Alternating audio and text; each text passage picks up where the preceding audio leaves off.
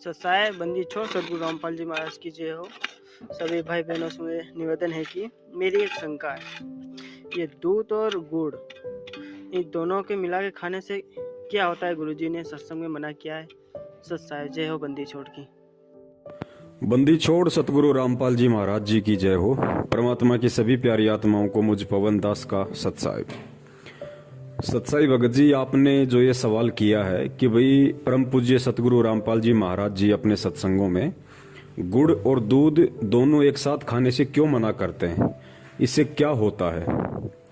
और बहुत सारे भगत भाई जवाब भी दे रहे हैं कि भाई गुरुजी ने मना किया है, दूध और गुड़ नहीं खाना चाहिए, इससे कई प्रकार की शारीरिक बीमारियां भी बढ़ती हैं। लेकिन इससे आगे वो नहीं बता पाते हैं। कोई बात नहीं, शंका समाधान प्रोग्राम परमेश्वर ने इसीलिए रखवाया है।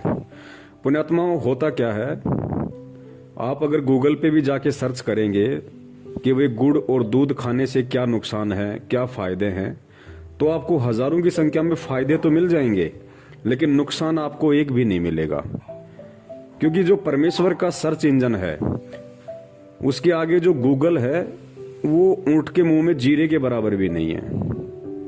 तो हम ये सोचें कि हर चीज का जवाब हमें गूगल से मिल जाएगा, बिल्कुल नामुमकिन है, क्योंकि ये अध्यात्म है। तो देखिए, परमपिता परमेश्वर जी ने भी काफी बार सत्संगों में इस बात का जिक्र किया है कि बच्चों, आपने दूध और गुड़ को एक साथ प्रयोग नहीं करना है, इससे कई प्रकार की शारीरिक बीमारियां उत्पन्न होती हैं। अब यहाँ पे सोचने वाली बात यह है कि परमात्मा ने ना तो उन बीमारियों का कभी नाम बताया, ना ही वो बीमारियां आपको कभी भी गूगल पे मिलेंगी, ना आपको यूट्यूब पे मिलेंगी। तो इसका रीजन क्या है? परमात्मा खाली इतना कह के क्यों छोड़ देते हैं? पुण्यात्माओं, जब ठीक का समय आता है तभी परमात्मा हर चीज की सही और सटीक जानकारी अपने बच्चों तक पहुंचवाते हैं। वरना बहुत सारे भगत भाई बहन उन्हीं चीजों का प्रयोग करके और एक तरीके से सतगुरु के वचन की अवहेलना के भी दोषी बन जाते हैं और अनजाने में बहुत बड़ी मुसीबत भी मोल ले लेते हैं। इसका रीजन जो है मेन, दूध और गुड़ को एक साथ ना खाने का, वो परमेश्वर का एक संकेत है। और संकेत इसमें परम पूज्य सतगुरु रामपाल जी महाराज जी का ये है कि भाई हम जो यहाँ पे फंसे हुए हैं ना इस काल भगवान के लोक में, और काल भगवान ने 3 महापुरुषों को जिम्मेदारी दे रखी है, ब्रह्मा विष्णु महेश जी को, और तीनों के पास में एक एक गुण है। ब्रह्मा जी के पास रजोगुण है, शंकर जी के पास तमोगुण है, और विष्णु जी के पास में सतोगुण है। इन तीनों गुणों में से भी यदि जीव को सबसे ज्यादा भक्ति मार्ग में कोई बाधा उत्पन्न करता है, या यूं कह लीजिए कि परमपिता परमेश्वर कबीर साहिब जी के सत भक्ति मार्ग में यदि रजगुण, तमोगुण, सतोगुण, इन तीनों में से यदि कोई ज्यादा जीव को प्रभावित करता है तो वो है रजोगुण, ब्रह्मा जी का रजोगुण। अब रजोगुण में काफी चीजें आती हैं, संपत्ति वगैरह जमा करना, माया वगैरह इकट्ठी करना, गाड़ी घोड़े आदि में रुचि, आसक्ति, ये सब जो है ये रजोगुण में आते हैं। और एक जो रजोगुण हम जानते हैं कि वे रजोगुण का जो मतलब होता है वो होता है काम वासना। तो यही वो मेन रीजन है कि गुड़ और दूध का दोनों का एक साथ प्रयोग करने से जो रजोगुण होता है वो बहुत ही बड़ी मात्रा में वो पैदा होता है जीव के अंदर, यानी काम वासना के प्रति जीव की उत्तेजना बढ़ती है। और ये जो काम वासना है, जो रजोगुण है, यही परमात्मा कबीर साहिब जी के भक्ति मार्ग में सबसे बड़ा गुण है। तमोगुण फिर भी इतना जीव को प्रभावी नहीं करता, सतोगुण फिर भी इतना प्रभावी नहीं करता, लेकिन जो रजोगुण है, इस रजोगुण के प्रभाव से स्वयं ब्रह्मा विष्णु महेश तीनों भी वंचित नहीं है। तो गुड़ और दूध दोनों का एक साथ प्रयोग करने से परमपिता परमेश्वर सतगुरु रामपाल जी महाराज जी के तत्व ज्ञान आधार से जो निष्कर्ष है वो ये निकलता है कि दूध और गुड़ दोनों का एक साथ सेवन करने से रजोगुण का प्रभाव बहुत ज्यादा होता है। जीव की भोग विलास काम वासना में उत्तेजना बढ़ती है, जो इस भक्ति मार्ग में सबसे ज्यादा बाधक है। इसलिए परमपिता परमेश्वर सतगुरु रामपाल जी महाराज जी ने गुड़ और दूध दोनों को एक साथ खाने से मना किया है, क्योंकि ये सबसे बड़ी बीमारी है। रजोगुण जो है यही सबसे बड़ी एक शारीरिक, आप इसको बीमारी कह लीजिए, मानसिक बीमारी कह लीजिए, सबसे बड़ी ये बीमारी है। परमात्मा ने खुल के इसलिए नहीं बताया कि आप देख रहे होंगे कि आज संगत में कितने भगत हैं जो ज्ञान को आधार बना के जुड़ते हैं, कितने लोग देखा देखी में जुड़ रहे हैं। तो अगर परमेश्वर इन बातों का पहले जिक्र कर दें कि भाई गुड़ और दूध खाने से रजोगुण बहुत ज्यादा बढ़ता है, सेक्स के प्रति बहुत ज्यादा जीव की कामना होती है, इच्छा होती है, तो आजकल तो बहुत सारी दुनिया ऐसी है वो तो सेक्स बढ़ाने के लिए पता नहीं मेडिकल से कैसे कैसे टेबलेट खाते हैं, दवाइयां खाते हैं कि हमारे सेक्स पावर बढ़े, हमारी काम वासना बढ़े।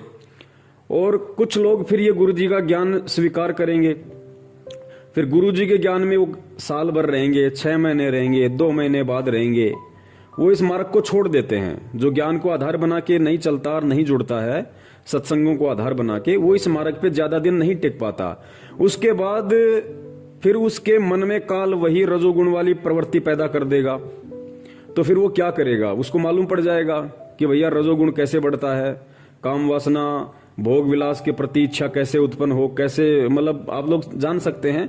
तो फिर वो दूध और गुड़ को ज्यादा मात्रा में खाना शुरू कर देगा, जो परमात्मा के भक्ति मार्ग में सबसे ज्यादा बाधक है। लेकिन अब ठीक का समय है, अब परमेश्वर की वो आत्माएं धरती पे हैं जिनका मकसद वास्तव में अपना मोक्ष करवाना है, तो उन आत्माओं को अब इन चीजों से कोई मतलब नहीं होगा। तो जब ठीक का समय आता है तो परमात्मा अपने जो भी संकेत होते हैं, इशारे होते हैं, अपने ही बच्चों को निमित्त बना के वो भगत समाज में हर जगह परमात्मा प्रचारित करवाते हैं और करवाएंगे। तो यही वो मुख्य कारण है गुड़ और दूध को एक साथ ना खाने का। सतगुरुदेव जी के सत्संगों का जो निष्कर्ष है, इन दोनों को एक साथ खाने से जीव में रजोगुण की मात्रा ज्यादा उत्पन्न होती है, जो इस भक्ति मार्ग में सबसे ज्यादा बाधक है। सत साहिब जय हो बंदी छोड़ के। तन मन शीस ईस अपने पे, तन मन शीस ईस अपने पे, पहले में चोट चढ़ावे जब कोई राम भक्त गत पावे हो जी, जब कोई राम भक्त गत पावे हो जी। तन मन शीस ईस अपने पे, तन मन शीस ईस अपने पे, पहले में चोट चढ़ावे जब कोई राम भक्त गत पावे हो जी, जब कोई राम भक्त गत पावे हो जी। भाई सतगुरु तिलक अजप्पा माला, युक्त जटा रखवावे, सतगुरु तिलक अजप्पा माला, युक्त जटा रखवावे।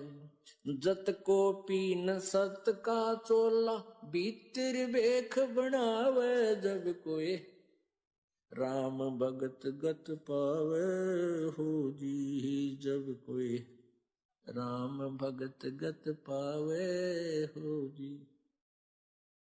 भाई लोक लाज मर्याद जगत की, तृण ज्यों तोड़े बगावे, लोक लाज मर्यादा।